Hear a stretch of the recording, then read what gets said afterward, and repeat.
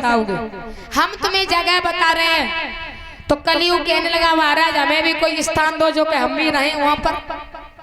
कि देखिए हम तुम्हें स्थान बता रहे हैं जिस घर में सास बहू में जीवड़ा पकड़ा हुए होते हो उस घर में रहो जा करके।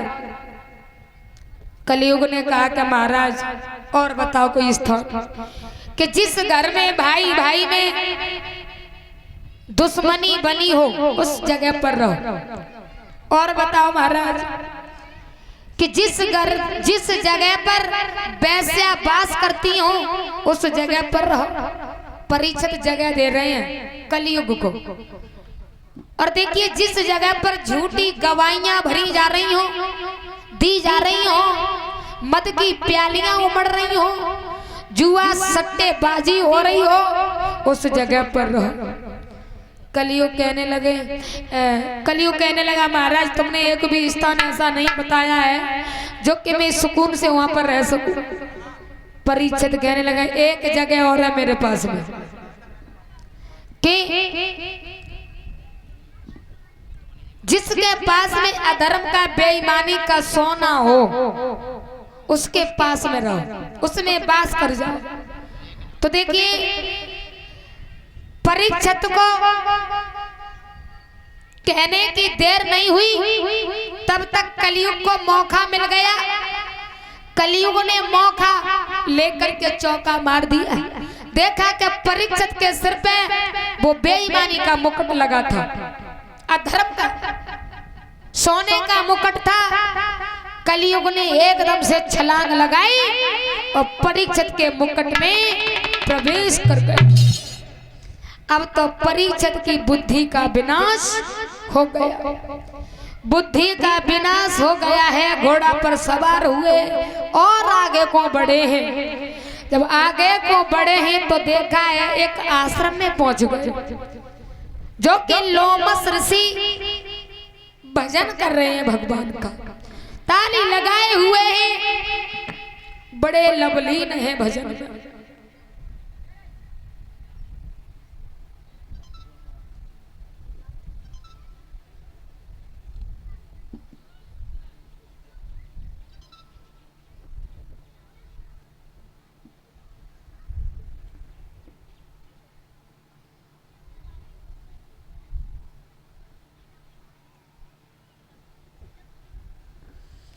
जब ताली लगाए हुए बैठे हैं लोमस ऋषि, उसी के पास में पहुंच जाते हैं परीक्षित। घोड़ा को रोक दिया है और खड़े हो जाते हैं लोमस ऋषि, भजन में लवलीन है। खड़े रहे उन्हें शर्म महसूस हो गई। परीक्षित कहने लगे बड़ा घमंडी महात्मा है ये तो। अरे मैं राजा होने के नाते इसके पास में आ गया तो इसने तो मेरा सम्मान ही खो दिया, मेरा सत्कार ही नहीं किया, मुझे आओ बैठना नहीं दी, पानी भोजन की नहीं पूछा। बहुत घमंडी है। क्या करना चाहिए? तो परीक्षित की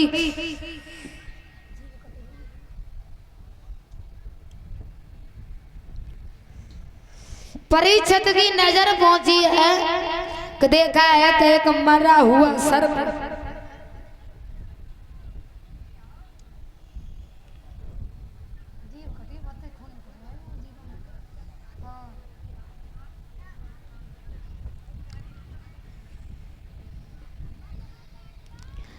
देखा है कि एक मरा हुआ सर्प पड़ा है। मरा हुआ सर्प उठाया परीक्षित ने और लोमस ऋषि के गले में डाल दिया। मरा हुआ सर्प। जब मरा हुआ सर्प डाल करके चले हैं परीक्षित, तो ये बात लोमस ऋषि के पुत्र श्रृंगी ऋषि को मालूम पड़ी है कि एक राजा हमारे पिता के आश्रम पे आया है और हमारे पिता का अपमान करके गया है, मरा हुआ सर्प डाल गया, मैं उन्हें श्राप दूंगा। तो श्राप दिया है श्रृंगी ऋषि ने।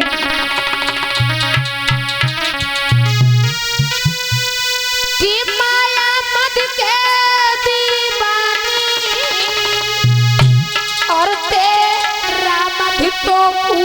खा जाए। अरे यही नाग जिंदा हो,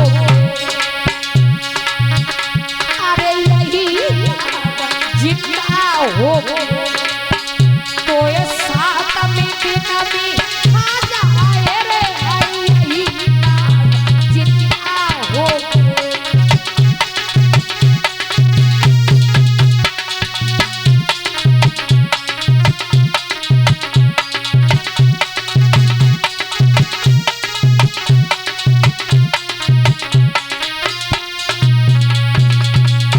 लोमस ऋषि के पुत्र श्रृंगी ऋषि श्राप देने लगे।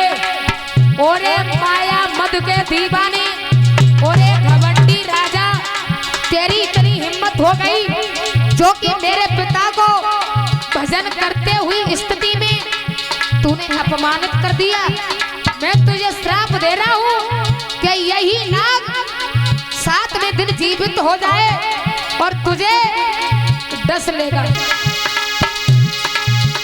ओ माया मध के मत मारे,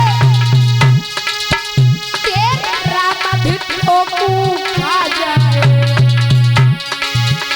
अरे यही नाग जिंदा हो गए तो खा जाए।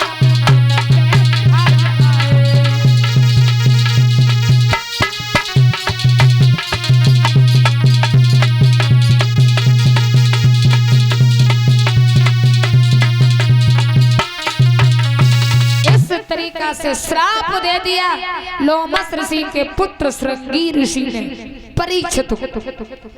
परीक्षित घर पर पहुंचे हैं। जैसे ही घर पर पहुंचे हैं तो मुकुट को उतार के रखा है, बुद्धि ठिकाने पर आ जाती है कि ये वह कुकर्म याद आ गए।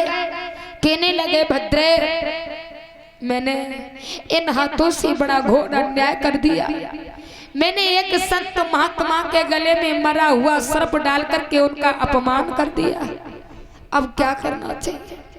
मुझे उनके पुत्र श्रृंगी ऋषि ने श्राप दे दिया है कि ये नाग 7वें दिन जिंदा हो जाएगा और तुम्हें डस लेगा।